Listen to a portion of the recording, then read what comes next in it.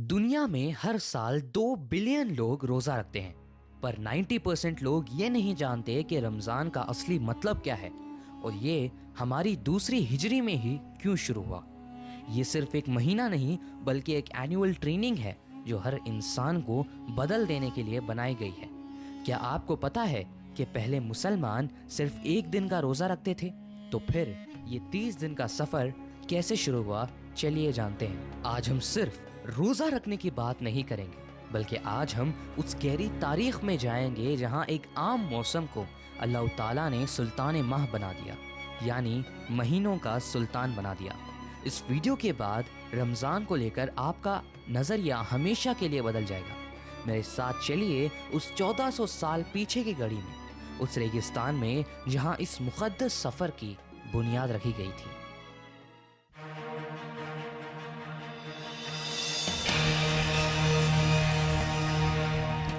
رمضان کا لفظ رمد سے نکلتا ہے۔ اس کا مطلب ہے شدید گرمی سے زمین کا تپنا اور جلنا۔ پرانے عرب میں جب موسم اتنا گرم ہوتا تھا کہ اونٹ کے پاؤں جلنے لگتے تھے، تب اس مہینے کو رمد کہا جاتا تھا۔ لیکن کیا اسلام سے پہلے روزہ نہیں تھا؟ بالکل تھا۔ قرآن خود کہتا ہے، روزہ تم پر فرض کیا گیا ہے جیسے تم سے پہلے کی قوم پر تھا۔ حضرت موسیٰ علیہ السلام کے ماننے والے یوم کپور کا روزہ رکھتے تھے اور کرسچنز لینٹ کے ذریعے روزہ رکھتے تھے۔ ہمارے نبی کے آنے سے پہلے عرب کے لوگ 10 محرم کا روزہ رکھا کرتے تھے۔ یہ ایک پرانی روایت تھی، لیکن تب تک رمضان کا مہینہ صرف ایک کیلنڈر کا حصہ تھا۔ اس میں کوئی روزہ نہیں رکھا جاتا تھا۔ اللہ نے اس جلانے والے مہینے کو ایک نیا مقصد دیا۔ اب یہ سورج کی گرمی سے نہیں بلکہ عبادت کی گرمی سے گناہوں کو جلانے والا مہینہ بنانے والا تھا۔ رمضان کی اصلی عظمت سال 610 میں شروع ہوئی۔ مکہ کے شور و گل سے دور ہمارے نبی جبل نور کے تنگ غفا میں غور و فکر کرتے تھے۔ وہ کئی دن ادھر رہتے، اللہ کی ذات کو تلاشتے۔ وہ اور کوئی نہیں بلکہ رمضان کا مہینہ تھا۔ ایک رات جسے ہم لیلۃ القدر کہتے ہیں، پوری کائنات خاموش ہو گئی۔ جبرائیل علیہ السلام نازل ہوئے۔ انہوں نے قرآن کی پہلی آیت پڑھی، اقرأ باسم ربک الذی خلق۔ یہاں ایک سوال پیدا ہوتا ہے، اللہ نے قرآن کو نازل کرنے کے لیے رمضان کو ہی کیوں چنا؟ اسکالرز کہتے ہیں کہ رمضان پہلے سے ہی ایک سیلف پیوریفیکیشن کا مہینہ تھا۔ قرآن کے نازل ہونے سے یہ ہمارے اسلام کا ایک بہت امپورٹنٹ پارٹ بن گیا۔ اس سال سے لے کر اگلے 13 سال تک مسلمان رمضان کا احترام کرتے تھے، پر وہ آج کی طرح پورے 30 دن روزہ نہیں رکھتے تھے۔ روزہ تب بھی آپشنل تھا، مگر ایک بڑا بدلاؤ ابھی آنے والا تھا۔ اب سوال آتا ہے کہ ہمارے اسلام کی دوسری ہجری میں ہی رمضان کیوں شروع ہوا؟ تو اس کا جواب ہے، ہمارے نبی مدینہ ہجرت کر چکے تھے۔ یہ ہجرت کا دوسرا سال تھا۔ مسلمان اب ایک امہ بن رہے تھے۔ ان کو ایک ڈسپلن اور ایک نئے نظام کی ضرورت تھی۔ شعبان کے مہینے میں اللہ نے سورہ البقرہ کی آیت 183 اور 185 نازل کی۔ یا ایہا الذین آمنوا کتب علیکم الصیام كتب عليكم الصيام كما كتب على الذين من قبلكم لعلكم تتقون أياما معدودات فمن كان منكم مريضا أو على سفر فعدة من أيام أخر وعلى الذين يطيقونه فدية طعام مسكين فمن تطوع خيرا فهو خير له وأن تصوموا خير لكم إن كنتم تعلمون شهر رمضان الذي أنزل فيه القرآن هدى للناس وبينات من الهدى والفرقان فمن شهد منكم الشهر فليصمه ومن كان مريضا أو على سفر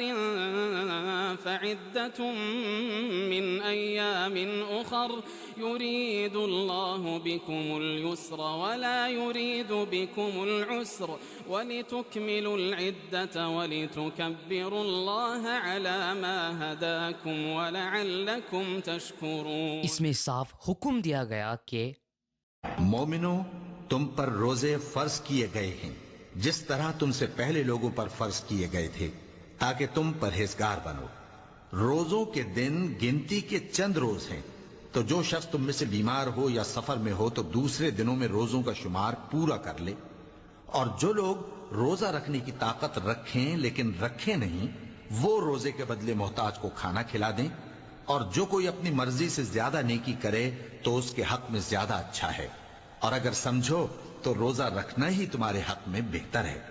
روزوں کا مہینہ رمضان کا مہینہ ہے جس میں قرآن اول نازل ہوا، جو لوگوں کا رہنما ہے اور جس میں ہدایت کی کھلی نشانیاں ہیں اور جو حق و باطل کو الگ الگ کرنے والا ہے. تو جو کوئی تم میں سے اس مہینے میں موجود ہو چاہیے کہ پورے مہینے کے روزے رکھے، اور جو بیمار ہو یا سفر میں ہو تو دوسرے دنوں میں روزے رکھ کر ان کا شمار پورا کر لے. یہ اسلام کی تاریخ کا ایک بہت بڑا ٹرننگ پوائنٹ تھا. اب 10 محرم کا روزہ مینڈیٹری نہیں رہا بلکہ رمضان کے 30 دن فرض ہو گئے. لیکن روزہ رکھنا اتنا آسان نہیں تھا. شروعات میں اگر کوئی روزہ رکھتا اس کے بعد وہ کچھ کھا پی نہیں سکتا تھا اگلے دن تک. بعد میں اللہ نے آسانی پیدا کی اور سحری کا وقت مقرر کیا. اس وقت ہمارا قبلہ بھی مسجد الاقصی سے مسجد الحرم کی طرف بدل گیا. یہ اس بات کا اشارہ تھا کہ ہم مسلمان اب ایک اپنی الگ پہچان ہے، ایک الگ عبادت ہے اور ایک الگ راستہ رکھتے ہیں. سب سے حیرت انگیز بات یہ ہے کہ جس مہینے روزہ پہلی بار فرض ہوا اسی مہینے جنگ بدر لڑی گئی. امیجن کریں، ایک طرف 313 مسلمان جو نئے روزدار ہیں، انہیں بھوک اور پیاس کی عادت نہیں، گرمی اپنے عروج پر ہے، اور دوسری طرف 1000 سے بھی زیادہ لوگوں کی آرمڈ آرمی. دنیا کی لاجک کہتی ہے کہ بھوکے انسان کو ریسٹ کرنا چاہیے، پر اللہ کی لاجک الگ ہے. اللہ نے دکھا دیا کہ رمضان کا مقصد کمزوری نہیں بلکہ سیلف کنٹرول اور اسپرچول پاور ہے. جو انسان اپنے پیٹ کی بھوک کو کنٹرول کر سکتا ہے وہ میدان جنگ میں اپنے ڈر کو بھی کنٹرول کر سکتا ہے. اس جنگ نے یہ ثابت کر دیا کہ روزہ انسان کو سست نہیں بناتا بلکہ اسے موت سے بھی نہ ڈرنے والا انسان بناتا ہے. رمضان کی اسٹیبلشمنٹ صرف ایک ریچول نہیں بلکہ ایک کیریکٹر بلڈنگ پروسیس تھا جو مدینے کی چھوٹی سی آرمی کو پوری دنیا پر غالب کرنے والا تھا.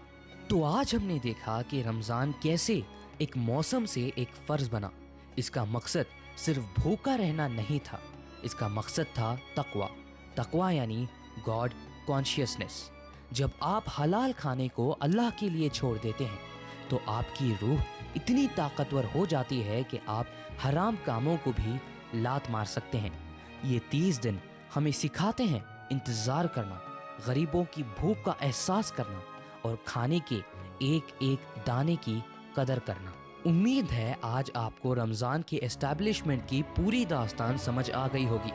اگلی بار جب آپ روزہ رکھیں تو یاد کیجئے گا کہ آپ اس 1400 سال پرانی لیگیسی کا حصہ ہیں جو غار حرا سے شروع ہوئی تھی. اگر آپ کو یہ ویڈیو ڈیپ انفارمیٹیو لگا ہو تو ہمارے چینل کو لائک، شیئر اور سبسکرائب کرنا نہ بھولیں. کیا آپ چاہتے ہیں کہ ہم سحری اور افطار پر بھی ایک ہسٹوریکل ویڈیو لے کر آئیں؟ تو کامنٹ میں ضرور بتائیں. اپنا خیال رکھیے گا اور ہمیں دعاؤں میں یاد رکھیے گا.